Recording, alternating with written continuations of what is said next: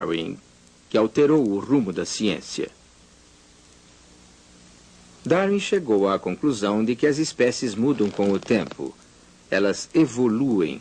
Não foi o primeiro a pensar assim, mas foi o primeiro a propor um mecanismo evolutivo que fazia sentido e que pudesse ser aceito pela comunidade científica. Eis um fóssil de um estranho animal que recebeu o nome de Archaeopteryx. O fóssil mostra que a criatura possuía penas, tinha asas, parecia uma ave.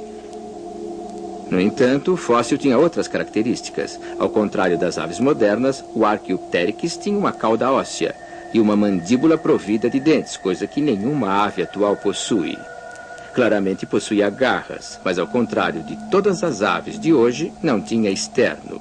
Tudo isso são atributos de um réptil, ou mais precisamente, de um dinossauro. Se depenássemos um Archaeopteryx, provavelmente encontraríamos alguma coisa assim. Um pequeno dinossauro como muitos que existiam no tempo do Archaeopteryx. Como classificá-los? Era uma ave ou um dinossauro? Como tinha penas, o Archaeopteryx é considerado uma ave, a primeira que se conhece. A maioria dos cientistas o considera uma forma de transição, um organismo que revela uma pequena parte do caminho da evolução.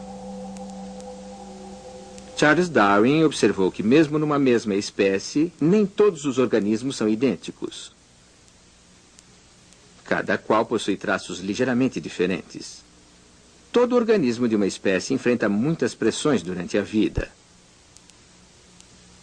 Predação, competição por alimento e reprodução, catástrofe, isolamento de outros da mesma espécie. Muitos hão de perecer antes de poderem se reproduzir. Os mais bem-sucedidos serão aqueles cujas características ligeiramente diferentes os ajudam a sobreviver melhor às pressões. Produzirão mais prole, a qual também possuirá as características úteis.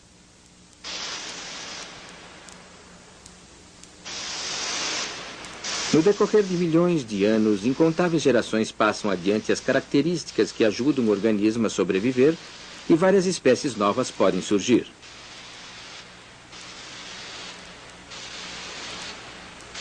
Espécies bem diferentes entre si e em relação aos ancestrais comuns. A isso se dá o nome de evolução por seleção natural. A evolução vira de cabeça para o ar a ideia de que as espécies são entidades fixas e imutáveis. A confusão taxonômica não se restringe ao nível da espécie. Ela chega até o mais alto nível de classificação, o reino. No tempo de Linneu, os naturalistas julgavam que só havia 2 reinos, plantas e animais. Hoje, a questão está longe de ser resolvida. Alguns cientistas afirmam que se pode dividir a vida em 3 reinos. Outros já chegaram a propor até 13. De acordo com uma concepção muito aceita, há 5 reinos. São eles: os animais, aquele que o homem divide com centenas de milhares de outros animais. O reino dos vegetais, as plantas. O reino dos fungos, com cogumelos, lévidos, bolores e fungos.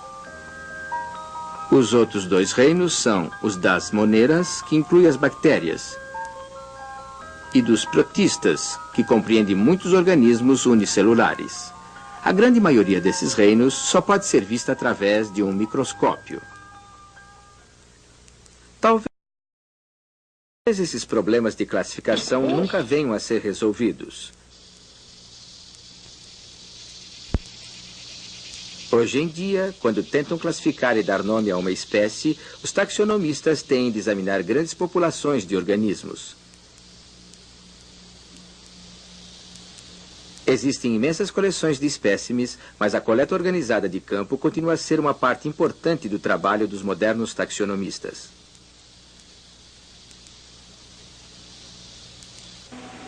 O trabalho real, porém, começa no laboratório, onde os espécimes são estudados com mais detalhes. Primeiro, o cientista faz uma seleção preliminar, com base em seu conhecimento do assunto. Ele examina todos os detalhes de um espécime, registrando pormenores aparentemente sem importância, como o número e a posição dos pelos no corpo da larva de um inseto. Às vezes, estuda a bioquímica de um organismo. Pode até examinar os cromossomos e usá-los como base para o agrupamento. O cientista pode recorrer a livros. Cada livro está organizado de acordo com o sistema de classificação atual.